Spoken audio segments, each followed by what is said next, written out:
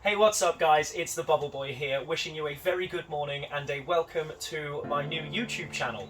So this YouTube channel is going to be showing what I get up to on a daily basis. It's going to be focused around smart repairs, painting, valeting and a little bit of detailing, but also I'm very passionate about all things cars, so there's going to be lots that I can showcase on that as well.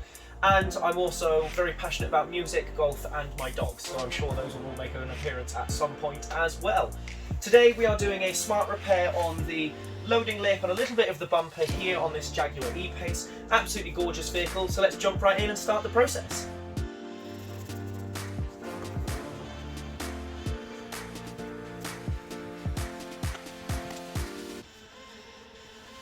Okay then guys, so now that we've degreased it, we can see the damage clearly, but there are actually a couple of extra scratches around. So let's see what we can do. Let's give this whole bumper a proper clean and then let's grab the polisher and see how that looks. Right guys, we are all ready to polish this section. So what we're going to do is polish this whole section. Try and take out as much of that scratching as possible, means we have to paint as little as possible. Obviously the least intrusive method is always the best method. Now I specifically use Kapci products, so I'm using Kapci's K40 medium cut compound and my little battery polisher. So let's see what we can get out.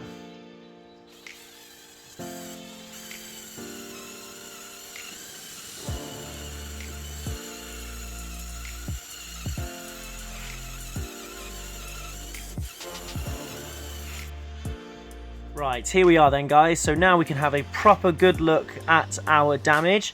So you can see we've got some sort of paint chipping all the way through here and some scratching down here.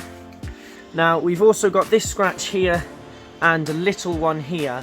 These were not part of the job I was booked to do, but as we are in that area, I'm going to just blow a little bit of paint over the top of them anyway.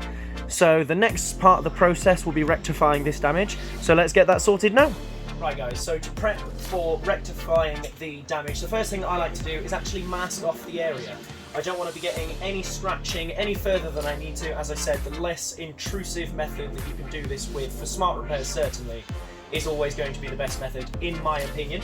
So what I'm going to do is I use jtape for my masking, and I'm going to be putting a section either side so that I don't take either the dual action polisher or even just the sandpaper any further than I have to.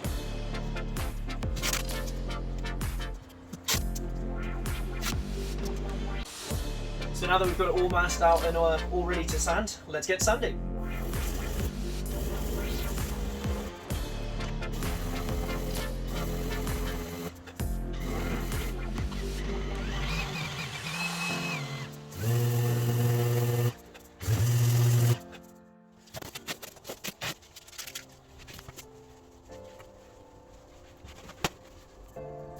There we are guys, nicely feathered back. So now what I'm going to do is prep this side and prep this side ready for our blow-in. I'm going to be taking it off that line, and then I'm going to key up this whole area ready to take the paint and the primer.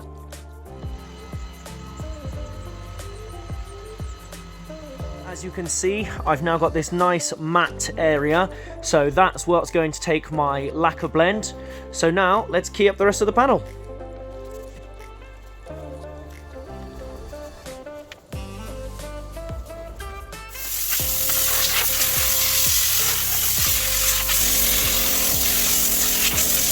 So now the car is all sheeted up. What we're going to do is I'm going to be masking off the area that I'm just going to be primering, and with this I'm going to be using some of jtape's masking foam, which is absolutely, or soft edge foam I should say, which is an absolutely incredible product and really helpful for doing jobs like this. And then I'm going to be masking off these edges as well, so that if we were to get lacquer up to this line, there's not going to be the hard line in there.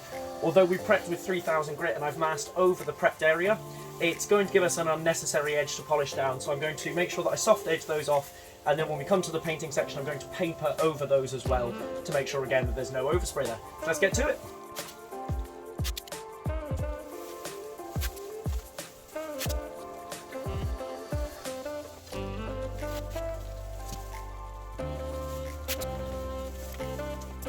join me in the back of my van, getting my guns ready to mix up some high build primer.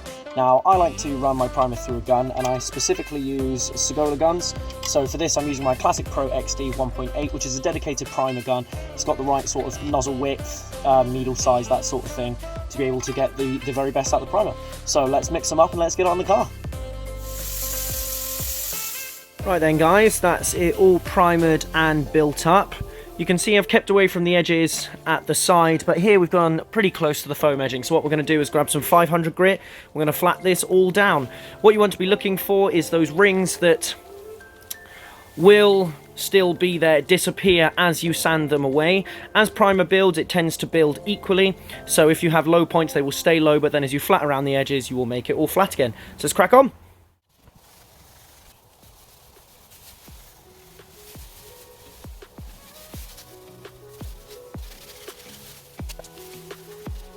Right guys, that's the primer all done and all flatted off. Now what we're going to do is I am going to re-degrease the area, blow off any dust that I find, and I'm going to tack rag everything, and then I'm going to be using my MG3000 anti-stacked gun, which is absolutely fantastic at reversing the charge, making sure that actually it repels dust, so it's not going to attract rubbish sitting in either the base coat or the clear coat. Obviously the process of painting creates a lot of static electricity, so we want to try and neutralise that as best as possible.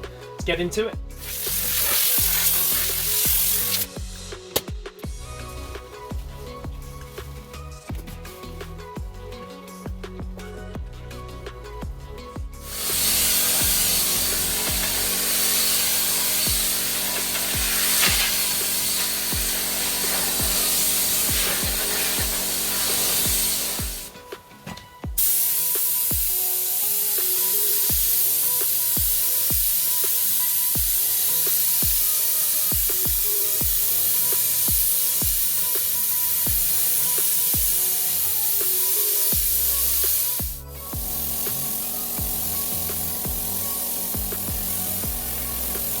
That's all the primer covered.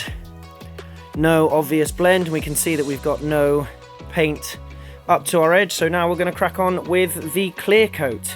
And we're going to clear this whole section. Again, to begin with, we're going to stop around here. And then we're going to bring it back. And then we're going to get rid of the blend area with some fade out thinners. Hey guys, so that is the clear coat all mixed up. Kapci's clear coat mixes up 2 to 1 with 10% thinners. Gives it a really lovely viscosity, helps it lay down so nicely.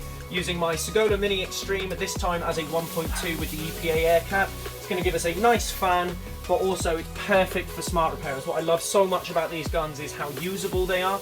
I've done 6-inch repairs. I've resprayed the whole front end of a gun, whole front end of a car, sorry, with these guns. So they are absolutely sensational. Anyway, let's get involved.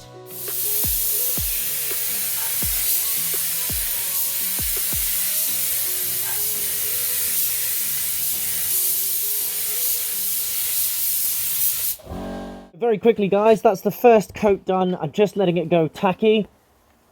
As you can see, I have stopped way away from my blend either side, just so that gives me space to go a little bit wider on the second coat, but then also blend that out with the fade out that I put through my gun.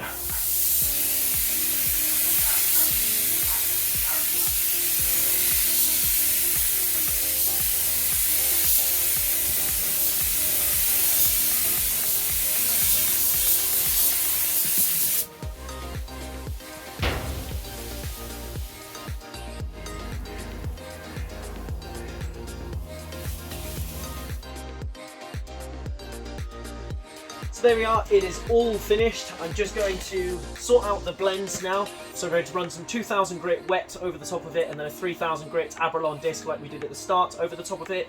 Give it all a nice polish up, and then it will all be finished. Now, what really made the difference for me with blends is the direction that you're pushing the new lacquer. So you want to push the new lacquer into the old lacquer. I'm very lucky with my battery polisher that I can actually change the direction in which it spins, but we want to make sure that we're going with the direction that we've painted it. If you go against it, you can actually creep it back and you can end up with a little blend line. In a future video, I'll show you how you can lose those. Sometimes it's possible, sometimes it isn't. But anyway, let's crack on.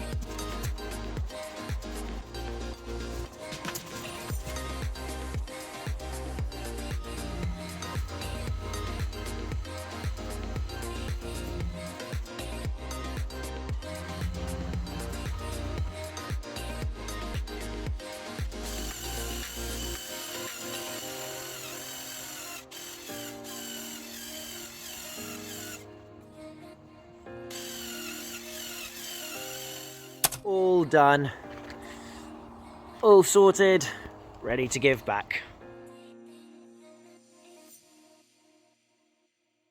There we are, all finished for today. Thank you for watching the video. If you've enjoyed it, if you'd be kind enough to like and subscribe, everything does mean the absolute world to me. And I will catch you guys in the next video. I am still new to the trade, so any comments that you have, anything helpful, anything unhelpful, share it with me, why not? If nothing else, I'll have a good chuckle. And let me know what you guys would like to see in future videos. Catch you on the flip side. See you next time, guys.